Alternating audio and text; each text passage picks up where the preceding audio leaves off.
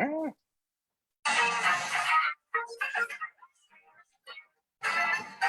Good morning, everybody. It is the second Wednesday of the month, November 10th. If you're seeing this live, kind of live. Full disclosure, we have been live. Recently. We've been recording the night before because of scheduling conflicts for moi. That's right. I'm having to have some more work during the day, and so we have to do this at night now. But anyway, we do have a special guest, and so we have a packed show. Like, we have a lot to talk about. We do. Hey, Jenny, it says we're live, so we are live. So when they see are this, live. it will be live. We're live. So okay. Yeah, we're live. We're live. Yeah, we're live. So good morning, everyone. Welcome to Coffee Pan Dulce. I'm Christian Cano, one of your co-hosts. It is, as Jenny said, it is Wednesday, November the 10th. Yes. And we want to welcome you to Coffee Pan Dulce, those who are joining us on Facebook Live, but also those who join us on YouTube as well. As Jenny said, full disclosure, we've been taping the night before to kind of accommodate individuals. We will be probably doing this the rest of the year, except on December 1st, which is World AIDS Day. We'll be going live at 10 o'clock in the morning. We have to figure something out with Jenny. So Jenny's like, what? Actually, I'm going to be on the road on December 1st. So, well. Okay, well then, you'll do the Mama Ruth. Hey, everyone. All right. Yeah. All right. So Bar Bacon, I hope, is going to be joining us here. And Mama Ruth, we hope she will be popping in. And Stephen, we're hoping maybe he will join us for our Festivus show in December. Festivus for the rest of us. It's one of my two favorite shows every year. So we do a Festivus show every year. We do the chocolate show every year. Chocolate show. Sometimes twice a year. That's and right. So they're two annual, lighthearted, just really generally fun shows versus a lot of the more deep subjects, the deep dives that we do about COVID or vaccines or idiot quarterbacks. But we try to we just try to splash in a little bit of fun. But first of all, we probably need to introduce ourselves, which I'll go ahead and introduce myself first. Exactly. I'm bumping my gums here. Go ahead, Jenny. Thank you, Kristen. Anyway, bless your heart. But I'm Jenny-Jaymes Gunn. I am a community advocate. I do a lot of things with Charlotte Pride, the National Organization for Women, Charlotte Chapter. Several political things, including the LGBT Democrats of Mecklenburg County. And I'm super excited to have the guest on. He is a friend of the show. He's been on several times. He played a significant role in the NDO fight this year with the Charlotte City Council. It seems like forever to go, but it was just August 9th, which is literally just been about 60, 90 days from right now. Seems like forever. 3 months. But Matt was a strong advocate, made sure that we got the most significant NDO that's comparable to what everybody else has passed as well, and made sure it was at full strength. And I truly appreciate his advocacy and his work on that. And so introduce yourself, Matt, and anything that you want to talk about. Thanks, Jenny. Thanks so much. Hey, Christian. It's always great to join you on this Wednesday morning. So it's really fantastic to be here.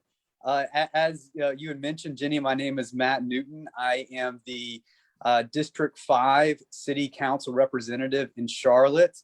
And former Mecklenburg County Democratic Party chair. And as you had mentioned, very proud of my work on the NDO, among other council initiatives over the years. So I've been a council member for 2 terms now.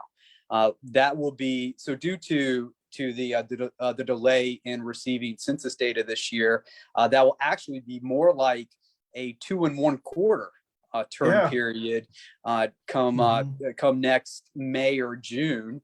So the exciting news, there is an announcement. Hold on a second. Hold on, Matt. Hold on. We'll get into that real quickly. I wanted to act like we'll do like a breaking news thing or something. So before you say what you're going to say, thank you. I'm so sorry to interrupt you, Matt. Sure. We do need to salute to our neighbors on Coffee Pan Dulce. So whatever you're drinking this morning, I'm drinking margarita.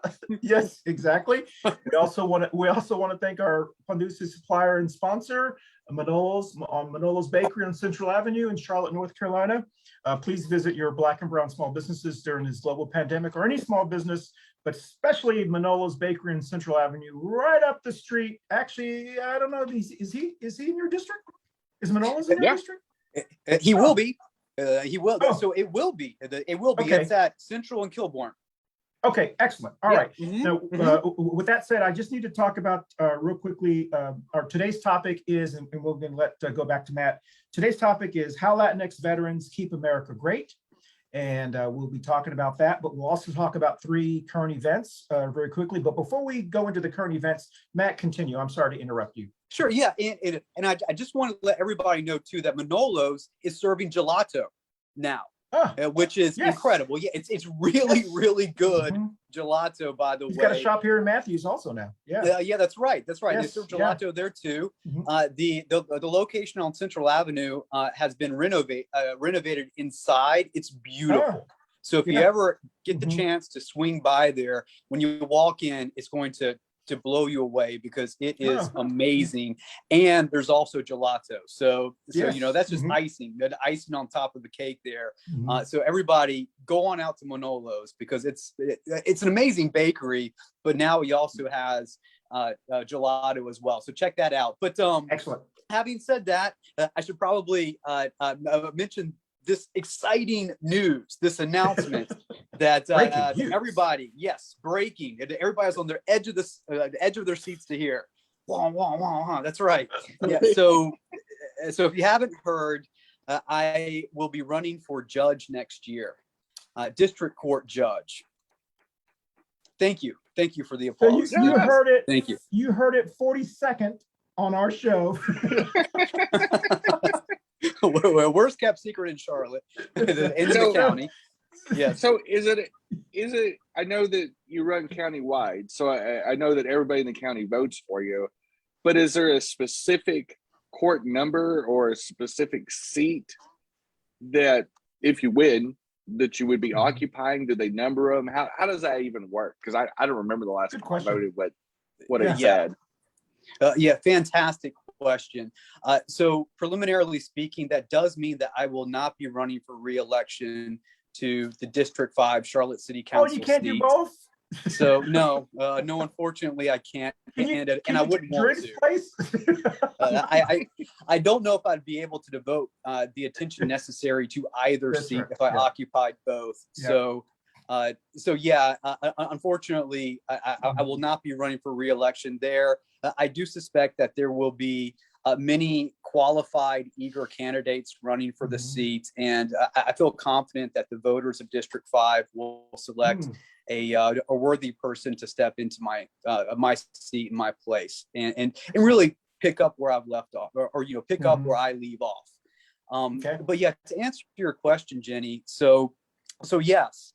The way that it works with district court judge seats is that every candidate selects the seat they want to run for. So it's not an at-large proposition where you have, a slate of candidates running for whatever seats are available and the top vote getters get those.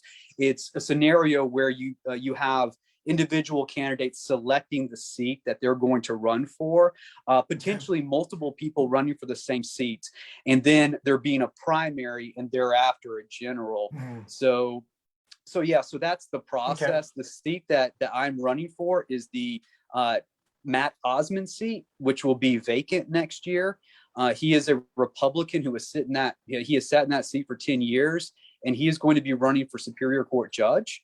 Leaving the vacancy, and I intend to run for that seat. Hopefully, I am selected by the voters, and we can turn that seat blue. Excellent. So you're running for the district court judge seat that is currently occupied by Matt Osmond. Is that right? Am I saying that right? Okay. Yes. Is there like a district number or something? That's a great question. How does that work? So there used to be. So what happened a few years back was that the General Assembly decided to segment the county into different districts, which is how we got these Republicans. Yes. Okay. So you could call that gerrymandering. And what happened was over the past year, or about a year and a half, the state Supreme Court overruled that. So now we're back to a county-wide district. Okay. with seats, Sure. depending upon it's staggered. So every 2 years there are different seats that are up for election. Sure. And it's countywide, which is the way it should be, because district court judges oversee cases throughout the entire county.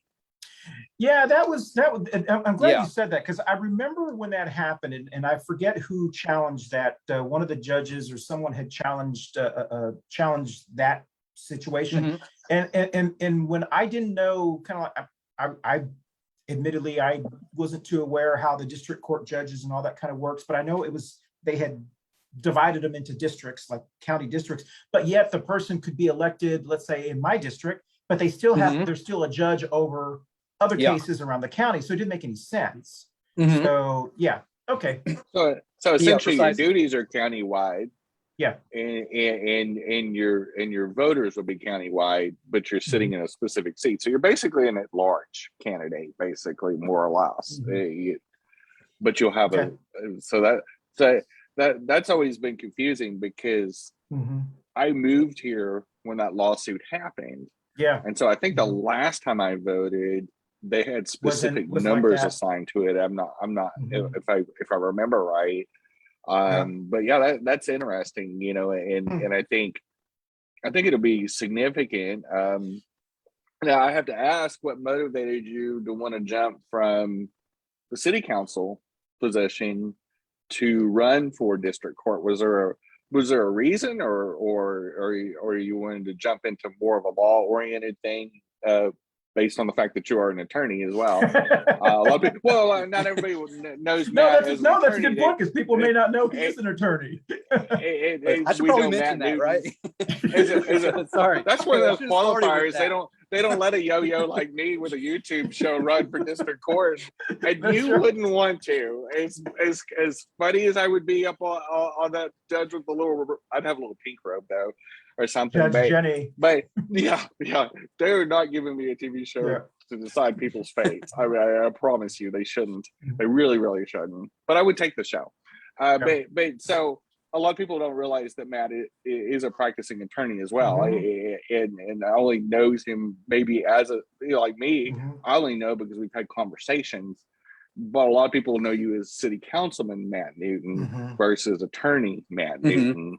And so we do want to reiterate, Matt is a licensed North Carolina attorney. Yeah. But what was your motivation to seek a different type of office?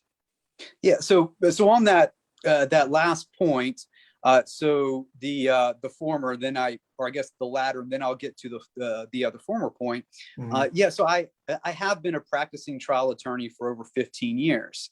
That's both in civil and criminal court, as well as state and federal court.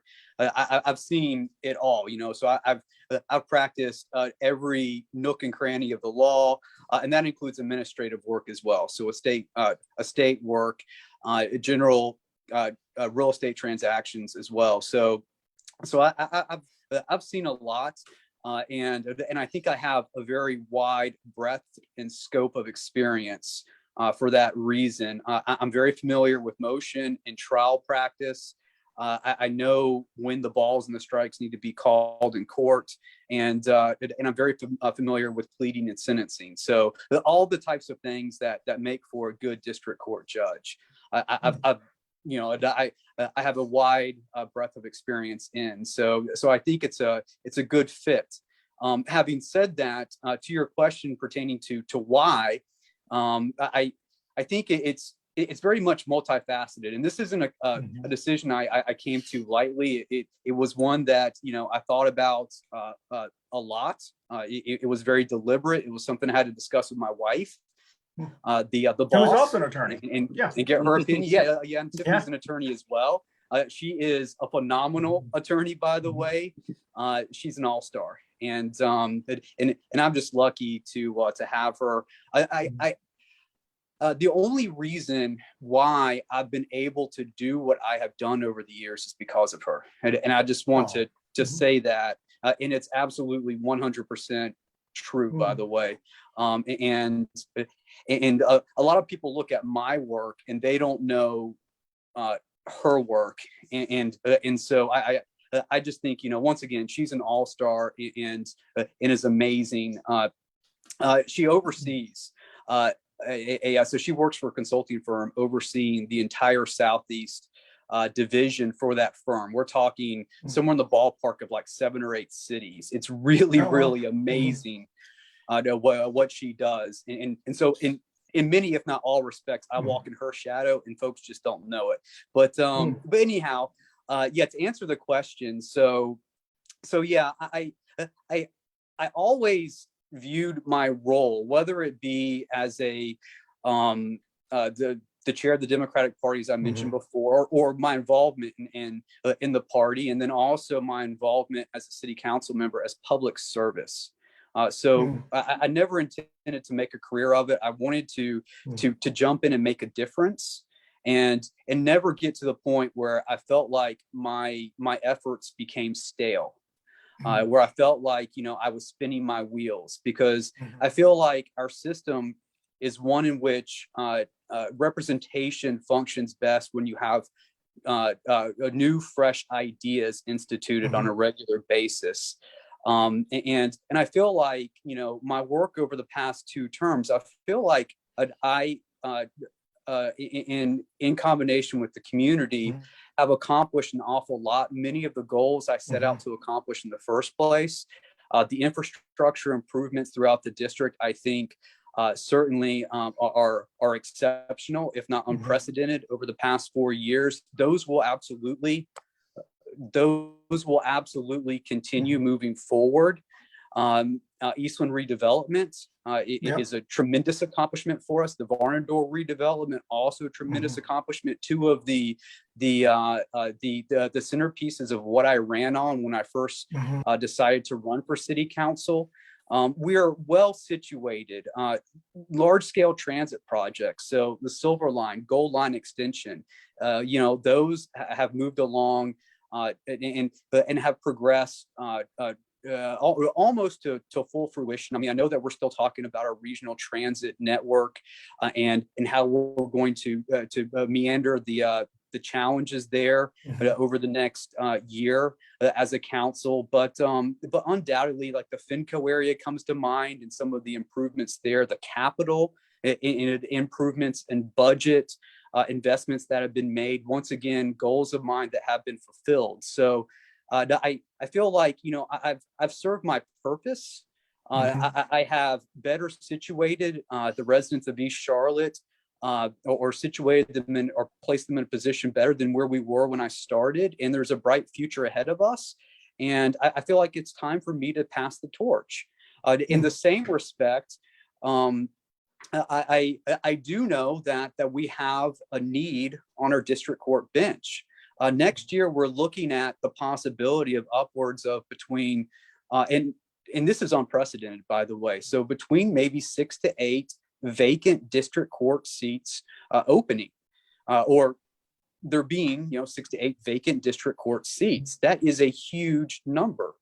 It's going to present quite the challenge for our chief district court judge as she is managing the rotation. The onboarding process for judges takes about 6 months, and that's where you get more familiar with each of the courtrooms. And what I'm talking about is civil, family, criminal, juvenile, and mental health court. And I think oftentimes new judges don't really have a broad scope of experience in all of the courtrooms. And I think it's really important that we have judges who maybe need a bit of onboarding themselves, but have some broader experience across the board and can really hit the ground floor running. And I feel like I'm someone that can do that. Once again, certainly I feel like I don't want to be over presumptuous at all, and I feel like I could use onboarding as well, but I feel like I wouldn't be the weak link. I could be someone that could step in and help move us forward. So I wanted to break in for several reasons. one, wanted to talk about Aaron Rodgers. Just kidding. No, I did have two questions. A hard pass, no pun intended. Go ahead, and then I have two questions real quickly. Not going to talk about it. 1,000 points of light for those Georgia Bush, Papa Bush fans. So hey, Matt, what's the term? Is it 2 or 4 years? What is the judge? They're 4-year terms. We're looking at. Okay. So there are 2 Superior Court judges who will be retiring in the next couple of months. So the greatest likelihood is that they will be replaced with current district court judges. So the next level up from district court superior, the likelihood is that those Superior Court vacancies will be replaced with 2 district court judges, thereby opening up 2 district court vacancies that would be subject to appointment by the governor. And so those appointments would be just to fulfill the remainder of the terms of those district court judges. But any new judges elected next November would have full 4-year terms. Okay.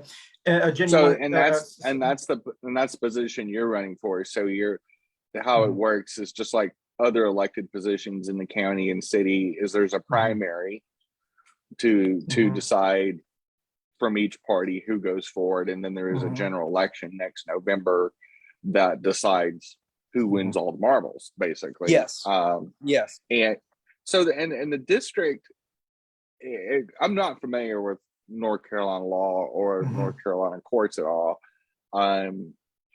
So a district court judge could literally see a rotation of different style cases. Like you could see civil cases, you could see criminal, you could see juvenile, juvie cases. So you could see people that got 5150 and assigned to like a behavioral hospital or something like that. So you could see all kinds of stuff. If I'm not mistaken, you don't get assigned to a specific type of court and then you just sit on those type of cases all the time, or do they rotate it like a baseball lineup? Yeah, really good question. So what happens is judges get seated in a particular courtroom for a 1-week period, and every courtroom. So I mean, there's certain disciplines. So civil, criminal. There's certain disciplines that take up or are in multiple courtrooms. And then there are others, like say domestic violence, mental health court, juvenile, that are in a single courtroom because there are a smaller number of cases for that particular discipline. But yeah, the way it works is that judges get assigned to a courtroom that encompasses a particular discipline of law for a 1-week period, and over time. What traditionally happens is that there are judges that tend to stay within one particular discipline. Now what will happen is they will still rotate out every now and then for maybe a week or two into a different area. It's all dependent upon the needs so the needs of the court and the decisions of the chief district court judge. But yeah, that's pretty much how it works. And I think it should be everyone's expectation, every new judge's expectation to be in every courtroom at some period in time and to be prepared for that. So a question, Matt, because we need to go to our 3 topics and then talk about the Latinx veterans, so to speak. You've always been there for our community. I know I can speak for our Latinx community, for many communities. Even before you ran for office, you were Democratic chairperson. But I know even before that, you were involved in the Citizens Review Board. Is that right? So great question. So I have a history of working on indigent and underserved cases. So having clients that never had the ability to afford representation in their own right, and so these are called appointed cases where folks are determined via state statute to qualify as indigent, and attorneys get appointed to these cases. And so over the years, that has been a large part of my practice, is helping the needy and underserved. And so yeah, over that period of time, I certainly have become more familiar with many of the pitfalls, the gaps in our legal system, where people get left behind, whether that be through just exorbitant punishment, or whether it be through abuse, frankly. And so having seen that, of course, I've always taken it upon myself to fix those wrongs. And so that's where I had taken the lead on expungement clinics. I've worked in the past helping victims of domestic violence. And to your point, Christian, I also led a movement to address and reform our Citizens Review Board, give it the powers it needed to do its job, really strengthen the rules of that board so it could be fully effective.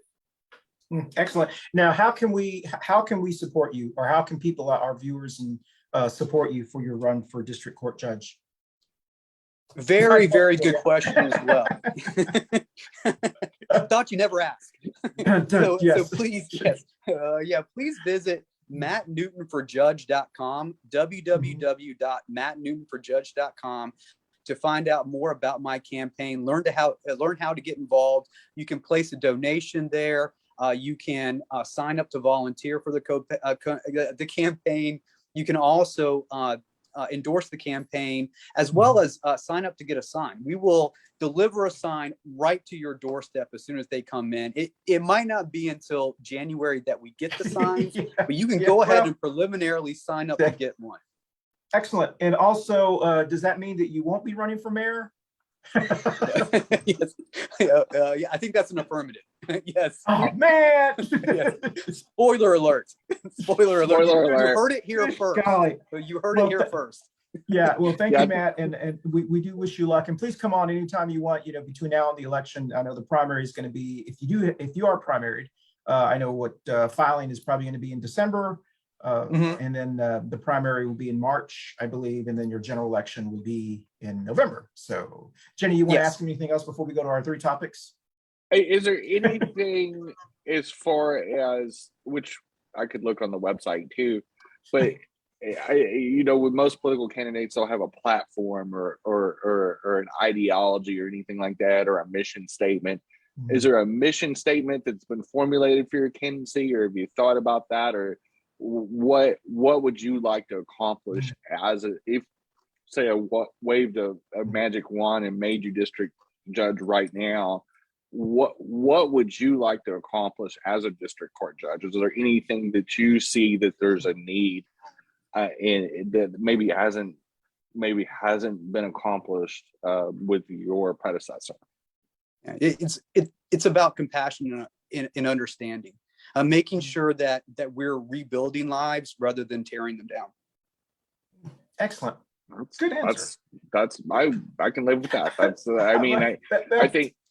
I think harm reduction in our communities goes so much further than just this hit them hard, and I think justice in our country in general has been not served very well when you look at mass incarceration and so many people looking at our legal system as a way to just nail people, and it's been so punitive and so and I'm like you take some 18, 19, 20-year-old, basically a kid, screws up and just ruin their life, and because their family maybe can't afford a phenomenal criminal attorney, they have to take a public defender, which there's nothing wrong with a public defender, but they're usually overworked and underpaid,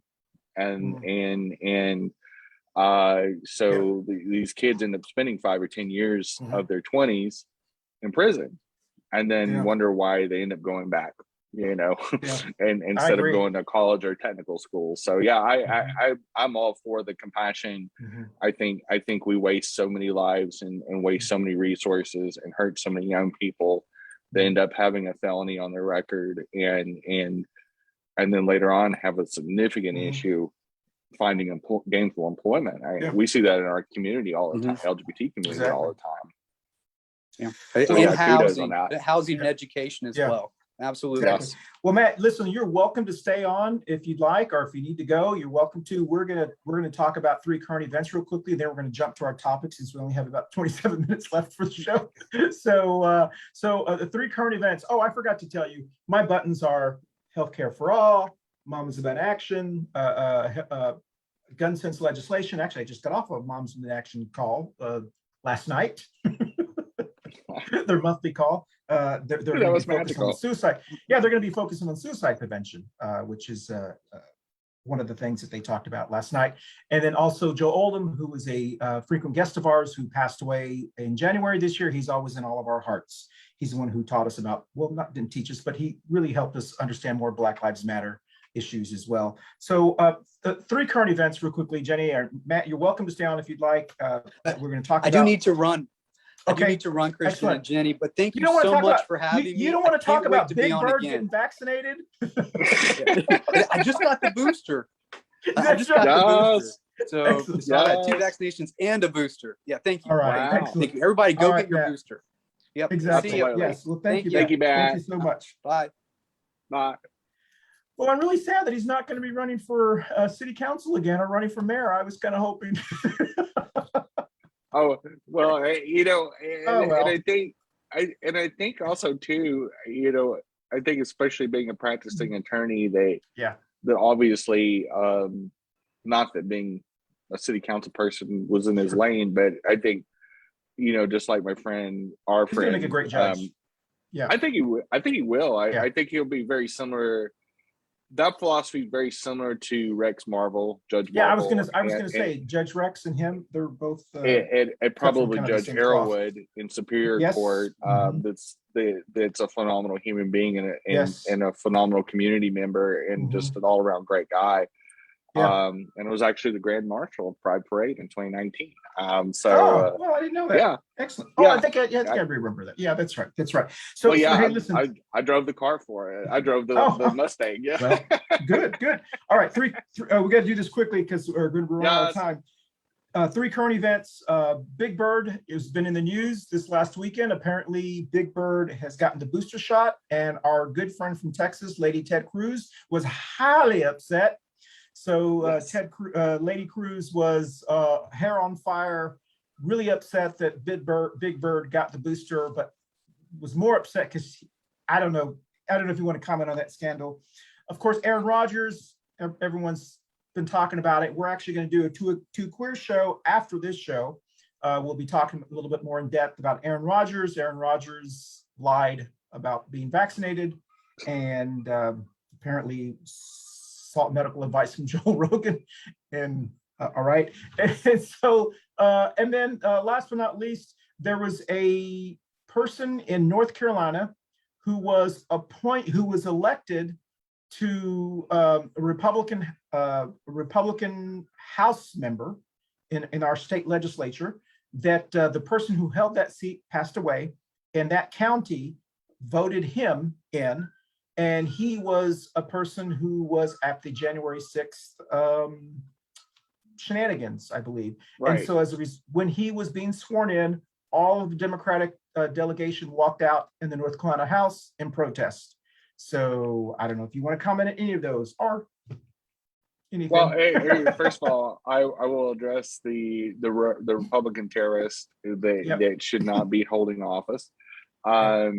Obviously, they should have recused themselves immediately. Being involved with a terrorist attack, attacking our Capitol building, and trying to stop democracy, a peaceful transfer of power. That kind of goes without saying. Like you should be walking away from an office. You shouldn't have, in all good conscience. But then again, the Republican Party doesn't have a conscience. Anyway, Aaron Rodgers. We're gonna do a deep dive about him on the next show. But we'll just start out with what a hot mess. For Lady Fled crews, not only should they figure out how to do the timing of their own vacations when their state's not melting down or freezing over, don't leave your dog behind. And most of all, don't worry about Big Bird's booster shot. Like your own personal life and the way that you just became Trump's cuck, sitting in the corner like Jerry Falwell Jr. And you're worried about Big Bird, dude. You can't even handle your own self. You have to be one of the worst mouth breathers that has ever been in a Senate seat. You were completely gutless. You didn't even defend your own wife. You didn't defend your own family. You hid behind your children and said your children forced you to go to Cancun during a statewide freeze. He left his dog in the house. He left his dog behind. Of course, the dog probably didn't want to go on a vacation with him. Exactly. The dog was like, finally. The dog said, finally, he's out of here. He looks like a trash can version of Eddie Munster all grown up, and he is sitting there worrying about Big Bird. Like, don't worry about Big Bird, Big Bird. Just worry about your trips to Cancun and Belize, and possibly finding a country that doesn't have extradition when you get investigated for January 6th. So, shut your mouth. Exactly. So, we'll talk about it on Two Queer show later on about Aaron Rodgers, but that's just, you're right. He's just a big mess. The person who was sworn in, I was not surprised that county voted this person in. The Republicans, the same, how people don't kind of understand the party that holds that seat when a person dies or moves on or resigns or whatever, the party in that county, the Republican Party of whatever county it was, their precinct chairs vote to put someone to replace them. And that county voted this person, I think was a precinct chairperson or something, and they voted, you would think they would want to put someone in there people would be taken seriously, but it's the Republican Party. And then maybe that isn't a terrorist. I mean, you would think that. I mean, you would think you call me kooky, but why It's would you start with that? I mean, one dude dies and then you replace him with a terrorist, like exactly. You would do a little bit of vetting, like, hey, where were you on January 6th? Were you coming back from DC? Just little things like that. I don't know. So, and then with the Big Bird thing, the Ted Cruz, he has to comment. We talked about this on our second show, Two Queers in a Truck, about, I don't know. He's like a teenager. He doesn't. Big Bird's not a real person. I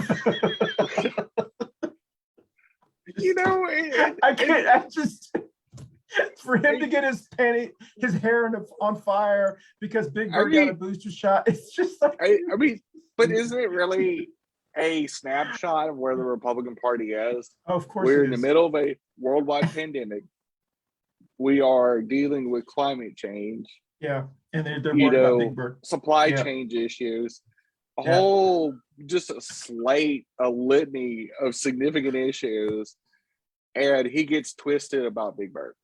Yeah, well, it's crazy. I mean, that's where we're at. Right. So, hey, listen, let's switch to our topic because we have 18 minutes left now. How Latinx veterans keep America great. Yes. Just want to remind everyone once again, we are going to do Two Queers in a Truck show after this one, and we'll be talking about Aaron Rodgers a little bit more in depth. So with that said, our American veterans tomorrow, or actually Thursday, is Veterans Day, the 11th. Kind of cross-eyed there tonight. I don't know. It's the margaritas. My eyes kind of went wacko there. I thought I've noticed that. Did you see that? Yeah. All right. What did you put in your tacos tonight? Maybe we can't say that on the air. But anyway, Veterans Day. Veterans Day for me holds a significant place. Mm-hmm. My dad, still living, wounded warrior, Vietnam, lost a foot, lower left leg. Being a child and granddaughter of a veteran, my grandfather fought World War II, his father-in-law, And then my dad's oldest brother was a medic in Korea. So I come from a long line of veterans. November 11th, I always have those three men in my mind. Every year, it is, whether, you know, as a pacifist, I don't believe in war, but I also appreciate the service that so many, you know, people have done for our country and for the administration of you know, defending our country, defending, you know, our Constitution. And I'm always proud, not only to come from a family that has served with honor in three significant wars in the 20th century, and always give all my veterans love. In fact, I was very proud that in the non-discrimination ordinance that we passed, both citywide and countywide this year, that we included veterans in that to protect them from discrimination. And I really, this is just speaking out loud in general, if we really want to honor veterans, let's stop having eternal wars. Let's stop using our military for financial gain, for political purposes, and use them for more significant or noble purposes.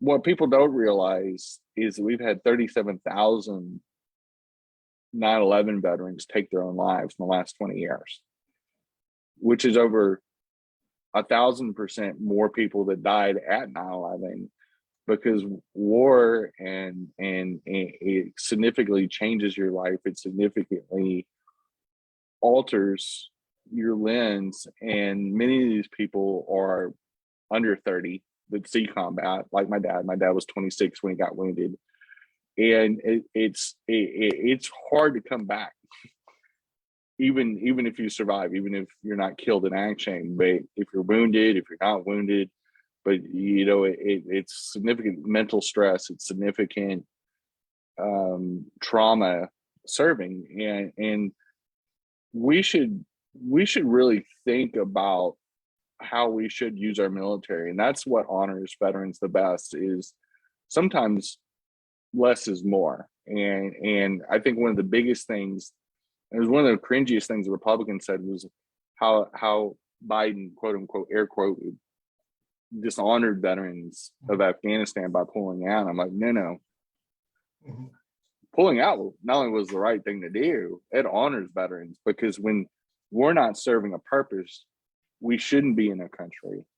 And many times, including the 9/11 wars for profit, serve no purpose. The two countries we arbitrarily invaded for whatever reason, not only were not involved with 9/11, but the reasons we used never got proven. And every veteran that was harmed or killed in action in those two countries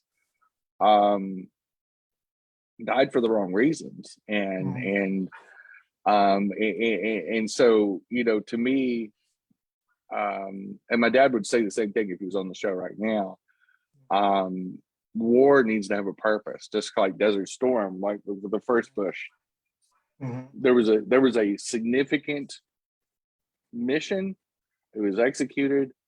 We were done. We pulled out, and we didn't do this far-flung 20-year crazy endless project that spanned 4 presidencies. I mean, Biden was the 4th president to be involved with Afghanistan, and whereas Desert Storm lasted 60, 90 days, and I mean, it took them longer to put out the fires in Kuwait than to fight Desert Storm. And so one of the things I caution politicians to do is to use our veteran. If we want to honor our veterans, let's honor our veterans and our current serving military by not using them frivolously or without thought and mindfulness, and have a goal in mind of when we need to pull out, like, and not leave, not to say, well, we're going to do this indefinitely.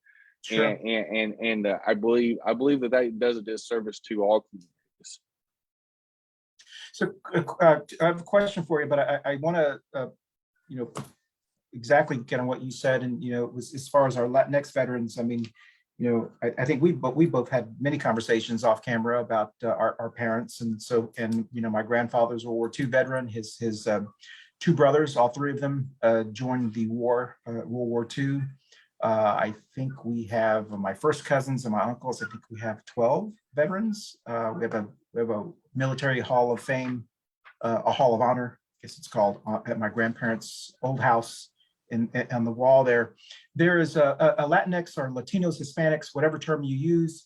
They have fought in every American combat, war, fight since the Revolutionary War. And currently, our Latino community or Latinx community, we represent in the military at a disproportionately higher rates than many groups. That is just something that is, which is why during the Trump era, it was very difficult for families like mine, I'm sure yours as well, when you had Trump that was trying to stoke these flames of racism and bigotry towards Black and brown people. When we have fought for the country, we are proud, we're proud Americans just like anyone else.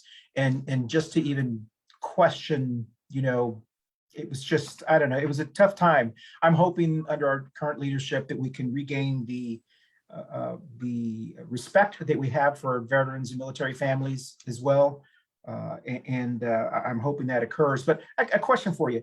Do you think, because I was thinking about this before when we were going to do the show, do you think that we should have the draft again?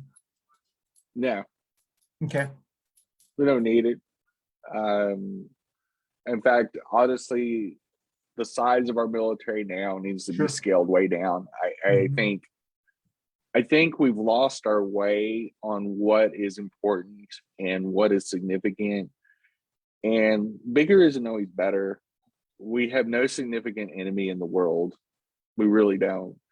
Well, the reason I asked that, because it does seem like working class families disproportionately send their kids to war, are to fight for this country over congressional members' kids. Like Dan Bishop, for an example, our current congressman, has no one in his family who's ever been in the military, ever. But and so a draft don't cure that. Okay. Are we? We have Captain Bone Spurs Trump. They had. No, that's true. That's true. People with money would keep their sons in college in the Vietnam era. Yeah. They'd be getting PhD, they'd be graduate school. Yeah. Good point. Or deal. Whereas my dad came from a very poor immigrant family, and in fact, he was so aware that, Vietnam was probably going to get worse before it got better. He went ahead and enlisted into the ROTC, not only to help pay for his college because he was broke, but he also knew it'd probably be better to go in as an officer versus getting drafted, because he knew the moment he graduated, because he couldn't afford to go past a bachelor's degree, which he got. He knew when he was graduating, which he graduated college in 1968. Which, you could see the handwriting on the wall in the years that he was in college that it was escalating. And so my dad actually very much loved the military. So he was one that not only, and so many people that do serve, and right now we have an all volunteer military. Yes. And for many, it's a career. Many people go to nuclear school for the Navy. Many of them pick up a skill set. My grandfather picked up a skill set that served him for the rest of his life as a mechanic. There is so many things that many people go into the military wanting to be in the military, and whether it's the GI Bill, whether it is Bill. And yes, a lot of the kids that go into the military do come from middle class and lower income families for a lot of reasons. And some people go in because they go, I've always wanted to serve. I feel a call similar to wanting to be a pastor or a teacher, or they feel like it's incumbent upon them to serve and be of public service. and I don't think there's anything wrong with the military career. I mean, I think it's I think for the people that want to serve Mhm. for whatever purpose, that's great. Yeah, And we've talked about this a lot on our show, that how wonderful it is that that we have family members that have served this country. And then, of course, everyone serves in different ways. I remember when I was running for Congress in 2016, what year was it? right. When I ran for 2016, there was this idea that being floated around by Congressman Castro in Texas about a bill. It was the Enlistment to Eternity bill. And it was legislation that would protect someone from the time they enlist into our professional military for eternity. The goal was to get rid of military veterans charities. There should be no reason why we should be seeing Wounded Warrior commercials on trying to help. We should be taking care of our veterans from the time they enlist to eternity. In my view, every need that they have should be met, and we should. That's how we should be able to thank them. And unfortunately, once they leave the military, it's kind of especially for significant mental health help. Many of the VA hospitals and many of the things they run into is one, the VA hospital system was never set up for the amount of war that we've had in the last 100 years. So you think about how many wars we've had and how many significant wars and how many millions of people have served. And this 20-year war we just finished. Yeah, I mean, so we've had every year except the first year of this century, we've been in combat. We've been in some theater, and so you've overwhelmed a system that was never set up. If you compare it to the first 100 years of our country versus the 19th century versus the 20th century, and then the 20th century versus the 21st century, we have definitely invested heavily into war since the 60s till now, and have been involved in 30, 35, almost 40 years of war in some way or form or fashion, and a significant amount of deployments, a significant amount of occupation all over the planet. We don't have a part of the planet that we don't have a military presence in. And so all that is a lot of stress on military, their families, and things of that nature. And one of the things that is consistently underfunded in the VA system is mental health. It's one of the things that's significantly not taken serious in our country at all. And Beto O'Rourke talked about that when he was running for Senate in 2018. And he said it was such a significant issue. They have a huge VA hospital in El Paso. A lot of people don't know there's a large Army base just outside of El Paso. But they had almost no therapists, and they were seeing these huge amounts of psychological and mental as people were coming back from the different 9/11 combat zones. And he got on the phone as a congressman and just started recruiting therapists in the VA system to come to El Paso and raise funds and all that. So we need to do two things. One, again, go back to my point of staying out of eternal conflicts, having a mission in hand, and saying this is our entry and this is our exit strategy. And the second thing is to make sure that our VA system is fully funded the way it should be. Even though I will say the VA system and the military retirement system has taken very good care of my dad. So much so that he beat cancer about 8 years ago. And the VA hospital of Houston, Texas did a phenomenal job of outsourcing his cancer treatments and working with local Houston cancer specialties to help actually he beat it in record time. Like it was like 8 weeks. It's like it was almost like he didn't even have cancer. So but we do need to take care of our veterans. Whether you agree with war or not, that's beside the point. We'll take that up with the politicians. The veterans deserve our respect. They don't deserve discrimination. They deserve protection, which we did do this year. And we you know, the Latinx community has served our country very well. In fact, some of our Congressional Medal winners of honor have been traditionally a lot of Latinx Texans, actually. Exactly. Yeah, I was going to say, if you have not, there's a comedian. I don't know if you know who this person is. His name is John Leguizamo. I always mispronounce his name. He played Chi-Chi on. Do you remember this show? Tu Wong Fu. Do you remember Tu Wong Fu? Okay, he played Chi-Chi. He was the Chi-Chi character. And you know, Wesley Snipes was one character, and then the guy. Actually, he's been on a lot of movies. So He's Patrick Swayze. Patrick Swayze was the more. Patrick Swayze is from Texas too. Yeah, he is. Yeah, exactly. It was. He has a one-man show. I think it's on Netflix, and he talks about military, Latino, Latinx, Hispanic military service to this country. It's a really, really good one-man show that he did in New York, and he taped it in on Netflix. And so, if you have a chance, watch it.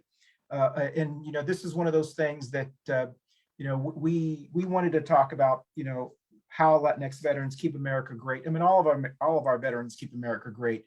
But since this show is about Latinx and our allies, absolutely, we wanted to talk about that. So, I do want to wish everyone a happy Veterans Day, and I hope, and I've said this before, and I'm saying this just with a little humor.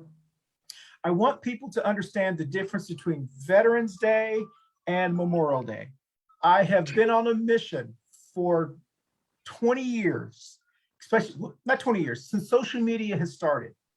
Every Memorial Day weekend, you have all these moms that post pictures of their kids, and that's wonderful, but it's not Veterans Weekend. Memorial Weekend is for people who have died in combat. We're memorializing those. Veterans is their time. Now, this is the time when you should be posting those pictures of Buffy and Chip and Jose, not Memorial Weekend. And so I'm just saying that because it seems like, especially Republicans who they post all this stuff on Memorial Day weekend, then they confuse it with Veterans Weekend. There's this reason anyway. So, and they say nothing on Labor Day weekend. So it's I mean, you know, the flag wavers.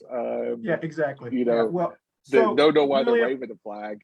That's right. But yeah, I actually living in Branson, one of the big things about Branson, Missouri is that they have one of the longest running and actually one of the largest Veterans Day parades in the United States. Wow. And Veterans Week was really the kickoff of our busy holiday season. They roll out the red carpet with all the lights, and the local amusement park puts up 6 million Christmas lights. But really, the official kickoff is Veterans Week, which they typically start about 6 to 7 days before the veterans, before Veterans Day, and they have events at the local college, the local, all kinds of different things. We've had different generals speak there. General Colin Powell, that just passed away, spoke there several times. On September or November 11th, we have a massive ticker tape parade for all the veterans that have served that are still living, and it's a pretty amazing event. When I first moved there in 2004, there were still a lot of World War II veterans alive, and they would come to the resorts that I would work at, and I mean, by then they're 80, 90 years old, or however old they were. Well, hey, listen, we've run out of time, and I want you to stick around. If you're watching us tomorrow, stick around and switch over to our different lighthearted show, Two Queers in a Truck. We'll be doing a show talking about Aaron Rodgers. And I want to tell you something. Remember that show I told you, this is HBO Max, before the show? They did a show in Branson. You gotta watch it. Anyway, I'll have to watch it. If you want to know what I'm talking about, listen to the Two Queer show after this. But listen, we want to thank you so much for joining us on Veterans Week, and happy Veterans Day tomorrow, which would be November the 11th. And we also want to thank our special guest, Matt Newton, for giving us his breaking news. We were only the 42nd show that he has broken. So anyway, you can support Matt, please. He's a good guy, and he's one of the persons that has always been there for us. He's been there for us and for a lot of people. So Jenny, tell us where you're going to be in 30 seconds or less, and then we'll close the show and we'll get ready for our next show. I'm going to be on the next show here in a few minutes. And we're wrapping up Pride season. So the last event that we have, which is this Saturday, we have a job fair and empowerment fair. I saw that, yeah. Well, I'm super excited. I will be leading a transgender discussion on Saturday for the attendees. There'll be a discussion panel on employment issues and whatever else they want to talk about. I'm just leading the panel. I'm not asking questions or anything. I think I'm just going to be the referee, and so it'll be fun. And quite frankly, I'm as much as I love Charlotte Pride, I am glad that this is the last event for the year. And then we do have some time off. It was our planning. A lot of people don't realize we start Charlotte Pride. We start every January with our planning sessions, and because it takes that long. Honestly, to do a full-scale event like we did in 2019. Well, I can't wait till 2022 Pride. I think we're all going to be so excited. It's going to be a big one. Fingers crossed. Yeah, we're excited. About everybody gets their Fauci ouchies. Exactly. I will be taking a little break, and then we'll be doing our second show, Two Queers in a Truck. We just want to remind you that the rest of our November shows and December shows our topics are out. Next week, we will have Joe's Walk for Change. It'll be a special show since it's National Anti-Bully Week. If you've watched the movie Joe Bell with Mark Wahlberg, this is the group. This is the group that he started, the organization Joe Bell started, who was killed on walking across America by an 18-wheeler. He was walking across America for change since his son had committed suicide, since he was being bullied for being a young gay man. And then the next week after that, the day before Thanksgiving, our show is Ask the Supply Chain. We'll be talking about the supply chain. And then, of course, December, we've got our shows out, but I think I'm really excited about the December show, our Festivus show. It will be our Festivus show 2021. And I know that I hope we can get Dr. B to get back on that show because he was getting ready for his grievances. Oh, no, that wasn't me. Oh, that was you. Okay. I had forgotten. I've got a list of grievances. You got your list of grievances. Yes. Oh, yeah. The alligator clap will be coming out of that show. I do have a list. Hey, Jenny, I was going to say this when Matt was on. When we were joking about how having a Judge Jenny, I could just see you on a Judge Jenny. Wait once. That's the dumbest thing I've ever heard. I rule. Exactly. Because you're stupid. Oh yeah, that's right. All right, so we're gonna play the music, and we'll see you next week on Coffee and Pan Dulce. Thank you for joining us. Here's the music.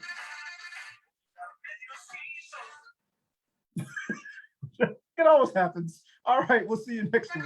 Oh, there we go.